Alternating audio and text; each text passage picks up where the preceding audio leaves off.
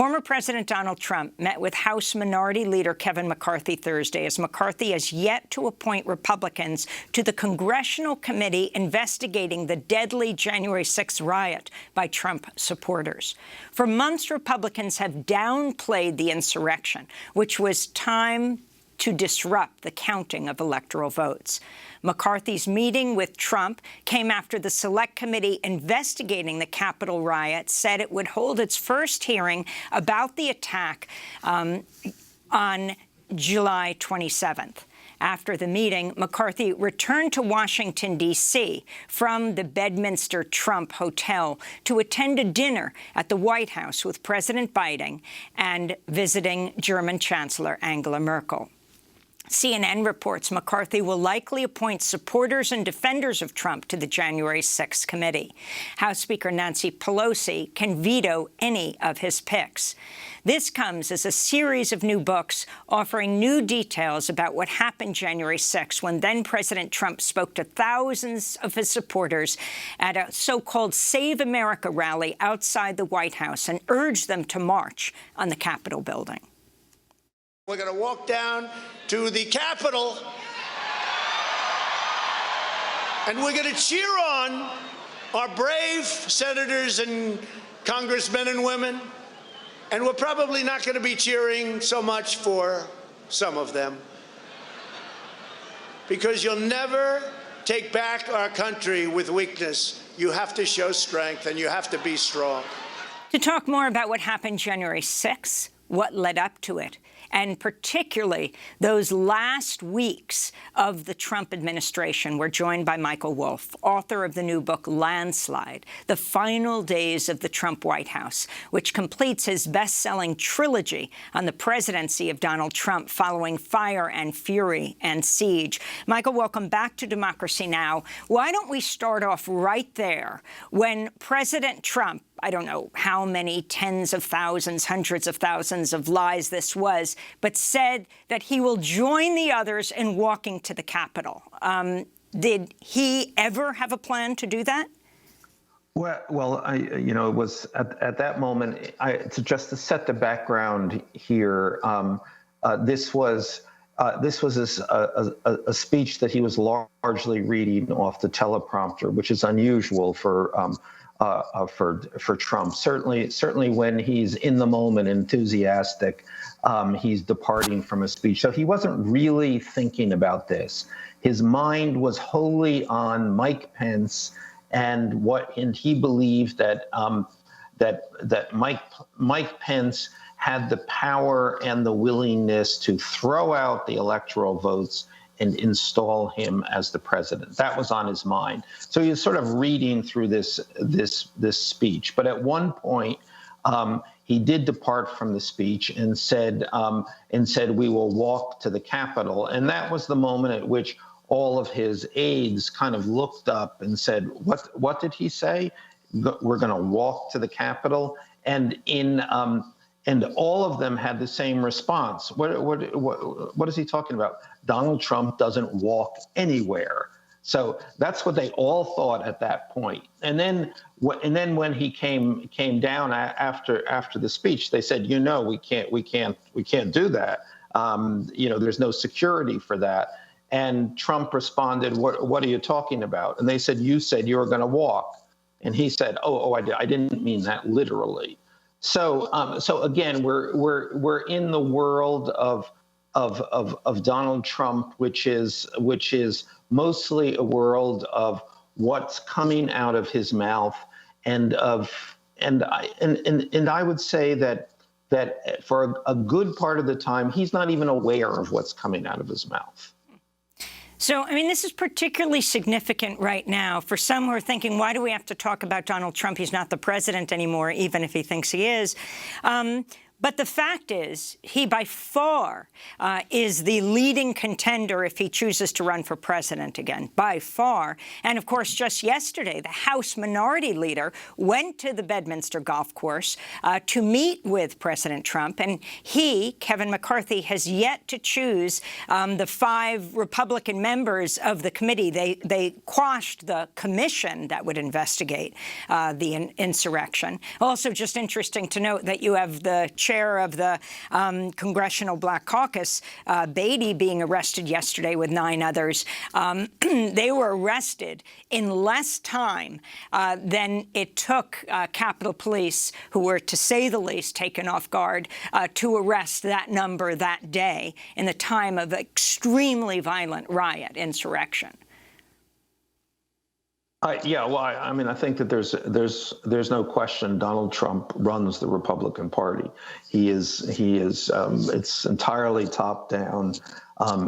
Nearly everybody, or at least certainly everybody who is contemplating a future in the Republican Party, has to pay, has to constantly kiss the Trump ring. Yes. And so the significance of this right now, with him being in Mar-a-Lago, where you did a last interview with him, in Bedminster, running the show from behind the scenes, the significance of what that means for politics in this country. For example, even this investigation. And when you spoke to him in Mar-a-Lago, what did he say about the insurrection? What did he say about the number of the police that he supposedly so reveres being devastated, traumatized, beaten? One died. Yeah, he didn't say anything about the January 6th. That's clearly a subject that he is steering clear of. But I want to make another point, and I think it's an interesting point, that even though Donald Trump has a kind of lockstep control over the Republican Party. One of the things that's also always going on is while every Republican acknowledges that, every Republican is also trying to walk that back or mitigate that or slow walk whatever the president wants. So we have 2 realities here. The reality of Donald Trump in charge, and the other reality, which is that everybody knows that there's something wrong with Donald Trump. Donald Trump is crazy. Donald Trump, essentially can't put 2 sequential thoughts together. So Kevin McCarthy is going down there, and he's perfectly well aware this is an aberrant situation. And in fact, Trump himself is always kind of saying bad things about McCarthy out of the side of his mouth. So it's this incredibly unusual situation of which, it's essentially an emperor's new clothes situation. Everybody recognizes the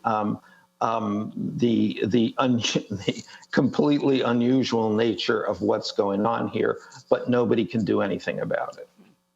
Michael Wolff, you detail election night and the significance of the relationship between Fox and President Trump. Can you talk about what happened that night when Fox, before the other networks, called Arizona for Biden? Sure, and that's another example of this. So we have Fox, the Fox News network, in abject fealty to Donald Trump. That's their entire business and programming strategy, bowed down to Donald Trump. At the same time, the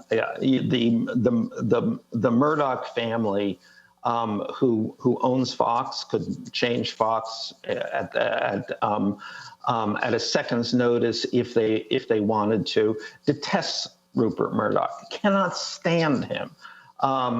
And that night, in their own sort of guerrilla action against Murdoch, when the call when the call came from the election desk, which was that, you know, we can call Arizona now. We're confident about that. However, you know, we can also wait on this. So this decision went to Rupert Murdoch, and Rupert Murdoch said, I noticed on your instructions that you advise against using obscenities here. So I'll let you phrase this if you want to. But anyway, Murdoch delivered an obscenity directed at Donald Trump and said, yes, make the call now. And it was a devastating call for Trump at that moment in the on election night. He said, make the effing call.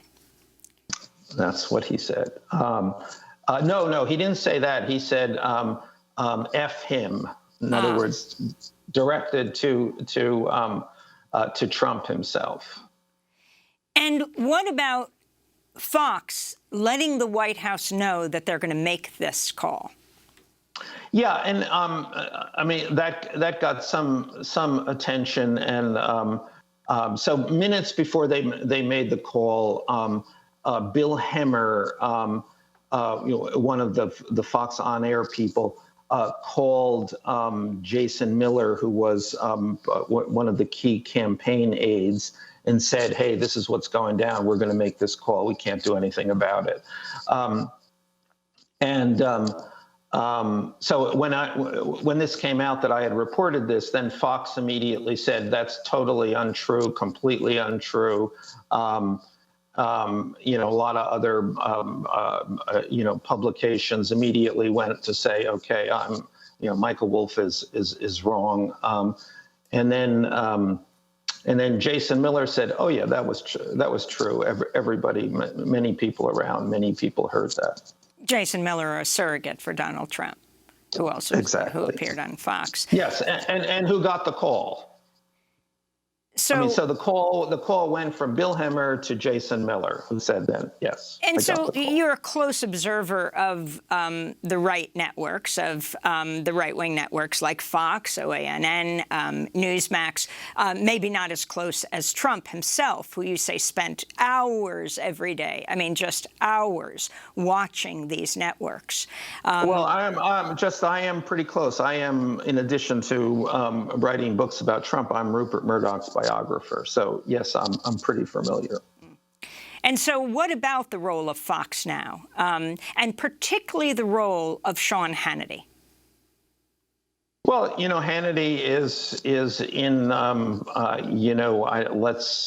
trying to find the word. What would be the word? Cahoots, I suppose, with Donald Trump. As a matter of fact, there's one point in Landslide where I during the campaign, and which I outline, in which Sean Hannity calls the president and said, your campaign is terrible. You really need some help here. And he says, and I've written an ad for you. And then the president calls up the campaign and says, Sean says the campaign is terrible. This goes on. And then the campaign, in trying to keep Hannity from calling the president and then having the president call the campaign then produces the ad. They literally make Hannity's ad. And then they only run the ad on Hannity's show. So in some weird thing going on here, Hannity gets the campaign to essentially give the Fox network a couple of $1 million to run this ad only on his show. Which, of course, is always helpful because there are all these boycotts against advertisers on his show. So again, yes, I mean, this is a consuming relationship. Hannity works for Donald Trump, or Donald Trump works for Sean Hannity. You can barely separate this. But I would say that Hannity is certainly, and has been for 4 years, one of Trump's closest outside advisors. Finally, I want to ask you about the man who did not desert President Trump, and he is Rudy Giuliani. He now has had his law license suspended by the state of New York, by Washington, D.C. Talk about his pivotal role as you and also for his trouble, Trump no longer speaks to him. As a matter of fact, Rudy Giuliani cannot get a call through to the former president at this point. So, it's one of the, constant Trump theme, whoever, the closer you get to Donald Trump, the more you get burned by Donald Trump. But which is not at all to excuse Rudy Giuliani, who has been a persistent a part of the Trump toxicity and the Trump insanity, really. And one of the things which I constantly point out in the book, because it certainly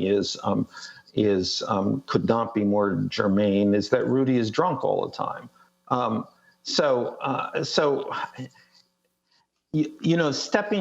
Stepping back from this, we see the Trump administration as